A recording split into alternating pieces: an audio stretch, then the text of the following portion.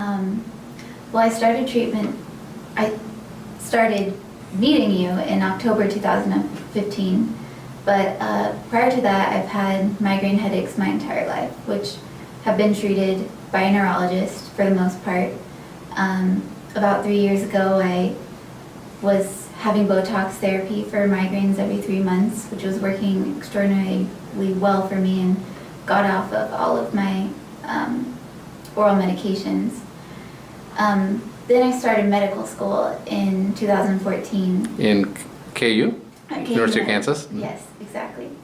And in November, it was time for another Botox treatment, and it just completely failed. And the migraines came back worse than I'd ever experienced them in my entire life.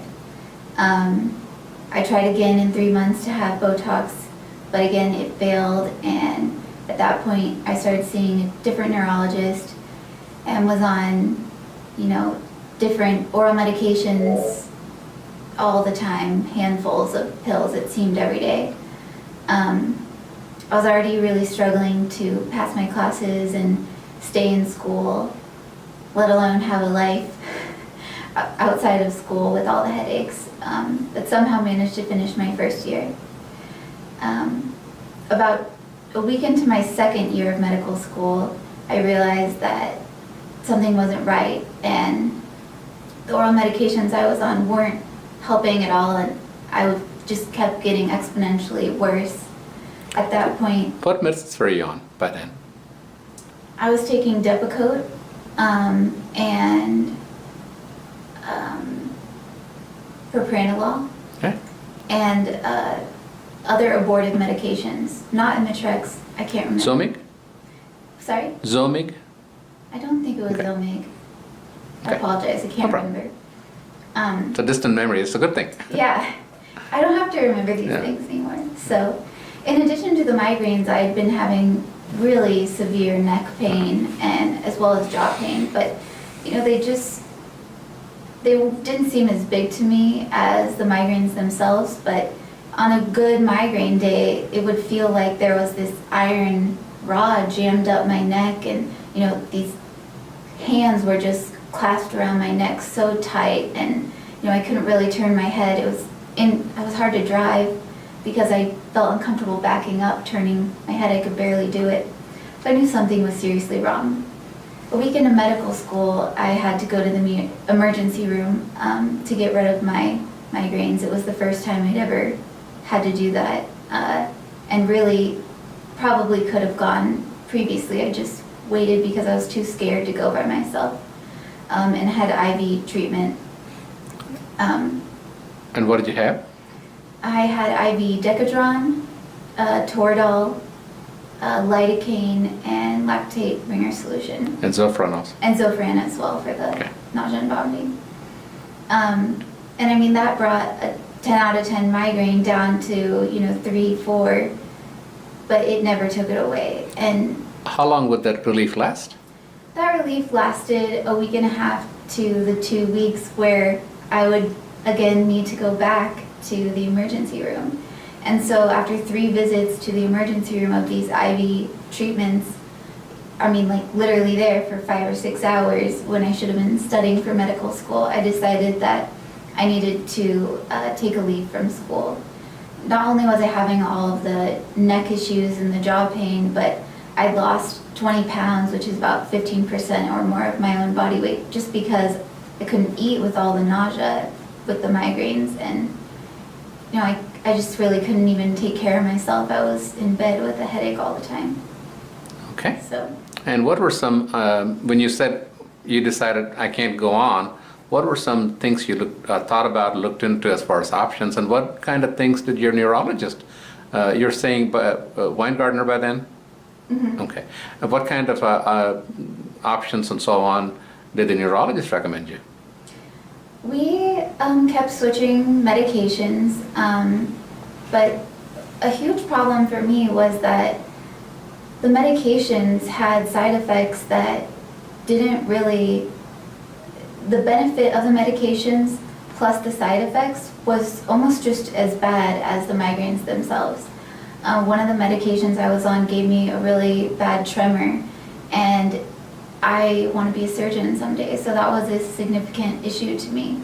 They really clouded my thinking as well, and just kind of made me feel mopey and tired, and didn't fully get rid of the headache either. So that was a big issue. My neurologist wanted to continue playing around with different medications, but those also take months to even figure out if they have any benefit, and I couldn't take off more than the 10 months that I was given for medical leave of absence from my school. I'd also looked into inpatient migraine treatment. There's about 5 centers in the United States who do that, but the majority of what they do is IV treatment and drug rehabilitation for migraine patients who are addicted to painkillers, which wasn't my issue. And the more I read about them, the more I read about horror stories of patients just walking around like zombies, and I wanted to get better and live and not just, not have a headache, but not have much of a life either. That was unacceptable to me. So I researched so many different things online and really tried out quite a few dietary things and, various herbal things. I would have tried anything. I was that desperate to get better.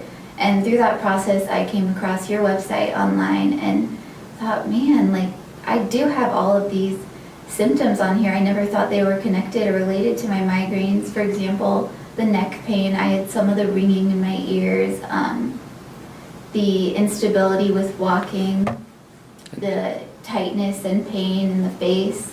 I'm trying to think, there was one that I thought was so surprising that it was related. Fatigue?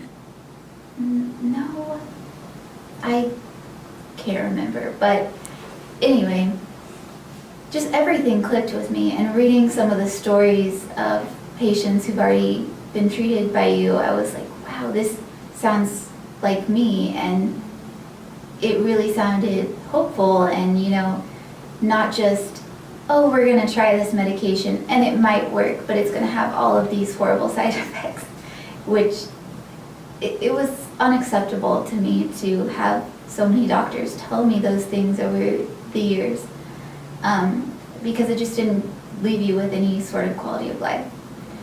About a week later, I had a routine dentist appointment, and during that time my jaw locked open, and I talked to my dentist about possibly getting that taken care of too, since I had this time off from school. My jaw has always popped since about high school, but again, it was never a big issue compared to the migraines. And so he referred me to Dr. Raman, and I thought, I think this is the same guy that I saw on the website just, a week or so ago. I would have tried anything, but it was very hard to, sort of convince my parents who were supporting me throughout this process to go ahead with anything. They were very indecisive, and for me, being the one suffering through all these migraines, I just wanted to do something as soon as possible. And your dad's a physician? Yes. And your mom actually is an attorney by training. She so is. Well-educated people. So what was their hesitation then? Because this doesn't make any sense. For my mom, she had less hesitation because she had migraines until menopause, and so she has this expression she's said my whole life that is slightly inappropriate, I guess, but she says, I would have drank cat pee if someone told me that it cured migraines, because you just get so desperate when you're in that position. But financially, I also had to have my dad on Sure. board for this process, and he is a physician, he's an ophthalmologist, but the type of treatment that this was all sounded so new and different compared to what is done conventionally. And I mean, it did to me as well, having gone through my first year of medical school, where medical training is always a couple years outdated when they're giving it to us, and the traditional physicians aren't, I would say in my experience, always comfortable with these alternative treatments. But I saw cases where it worked for people, and I wanted to try anything and everything, and it had a much more promising outcome, it seemed, than anything else I had researched. When you start speaking about medical paradigm, how they look at it, they have explanations of what is a migraine, where is it coming from, and all that. Not because Josh not lined up right. So they're looking at it differently as essentially a central nervous system event that need to be managed with various medications. So that is where their focus is, and that's where the research is, and so on. Well, I mean, pretty much every medication I'd ever been prescribed by a neurologist for migraine, they said, we didn't make this medication for migraine. It was made for cardiac patients or whatever. Like propranolol as an example. Yes. Or Topamax is a seizure medicine. Mm-hmm, yeah. Exactly. But we happened to see that migraine patients had some benefit. Not all of them, but some. Same thing about Botox too. Botox is a cosmetic thing too initially. Exactly. And so it's like all these medications were found to help migraine a little bit, but by accident. And no one could ever explain why. And when I saw your website, I was like, this is concrete things. These are, it's not this mysterious mental process that no one knows about. It's a physical, moving of anatomy or specific anatomy that's causing this that we can adjust. And it just seemed, I wanted to give it a try. Okay. And your dad met with me too. Yes. I think that by then you're already in treatment, right? Yes. Okay. Tell me about what made sense in our neuromuscular testing and the information, the consult, if you will. What made sense? And your mom was with you at the time. To me? Hmm? Especially seeing the reconstructed 3D image of my CT scan, I think. Is that what? Okay. Among other things, we also had a lot of EMGs, electromyography, lots of information. Seeing the images, though, I had always felt certain anatomical differences, and seeing them in front of me as like proof, it wasn't just me thinking this all my life. Talking about the asymmetry of the jaw? Yeah, Sure. exactly. It showed that to myself that I wasn't crazy, and also it allowed me to show my parents that this is what I experienced living in my own body, and as well as the image where the muscle is connected from the heel to the back of the neck. Is that correct? Yep. Because I did not understand why I was having this, iron rod and steel clamp feeling around my neck. It just didn't make any sense to me. And I was stretching, getting massages, and not going to physical therapy, which has helped me immensely since I began seeing you. But it did not make sense to me where that was coming from or how it could ever be related. Okay. So. And so what kind of treatment did you end up? You had different options, and you chose what kind of option? I chose a full mouth reconstruction. I got my orthotic in December 2015, on the 15th of December. Mm-hmm. And immediately I walked out of the office with improvement. Mm-hmm. And you felt something different in the I neck? felt, just release in my neck. And I continued slowly but surely to improve. And there were definitely bad days in between, but overall it was an upward climb, and I guess I just want to present a realistic image. Sure. In January, I believe, I started the upper arch widening, and that was quite extraordinary to see myself with a gap, in between my front two teeth, which I never had. Your upper jaw is too narrow. Yes. Had to be corrected. Which is why we did that. And also did the micro-osteoperforation along with that, which immensely quickened the pace of my treatment, but was probably one of the hardest parts of it. It was a serious procedure that I don't think I anticipated how. Part of the reason is you had a time frame. You had to get back to school. Yes, and Dr. Raman willingly complied with all of my requests to make this go by as quickly as possible. Of course, I wanted everything to be safe and I wanted to be healthy and be done right, but I had 10 months until I went back to school, and since we didn't start until December and I go back now in July, you know, that was just over my head the entire time. So you had a deadline. Exactly. Yeah. And I knew that this process, even though I was starting to feel better, it was very time intensive. Yeah. Normally, I estimate about a year for this to Yes. happen. I think we got that done in about approximately 5 months. Yes. So it's a fast Yes. speed. Oh yeah, it was light speed. But I finished with the FMR in May. May 10th we had the prep, and May 18th I believe was the... Even that was fast too, a week later. Yes, Yeah. totally. So in summarizing, this is a lot of money that your obviously your parents helped you with, and you went through a lot in a very short time. Now that you know what all you have gone through, what do you think you might do if you were to be back in that square one? You have a lot more information about what all it takes to get there than you did in the beginning. Oh, I would do this again in a heartbeat.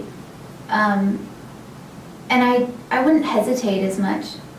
It was nerve-wracking to go through this, especially, you know, I put my trust in so many neurologists and other doctors over the years that have said that I will get better, and I don't. And, you know, my neurologist told me when I ended up taking a leave from school, you might want to consider other career options. And to me, as someone who wants to be a physician someday, it was just unacceptable to have that sort of attitude towards your patient. You know, I'm in my upper 20s, this is my life goal and dream, and I was going to do whatever it took to get there. And this has been a dream for you because your dad and you went on mission trips working on eye Yes. problems and so on. This has been your passion and dream. Yes. So for them to say, I'll switch it. Yeah, it was not an option for me, you know, as long as I was able to take care of my own health, which thank God I was. But it's scary putting your trust in someone new, especially when it's a process that you don't have anyone to talk to about. You know, none of my friends or family really understood what I was going through or what this was, but they did see that it was helping me. And bottom line, you know, I am so happy. I feel like a completely different person, and it was more than just getting rid of the migraines that I accomplished in this process. You know, I got a life back that's more than worth living. It's just awesome. Thank you. Ultimately, that's what this is all about, right? Yes. Thank you so much. It's been our blessing to even meet you and help you and make a little difference in your life. Well, thank you, Dr. Thank you. Raman.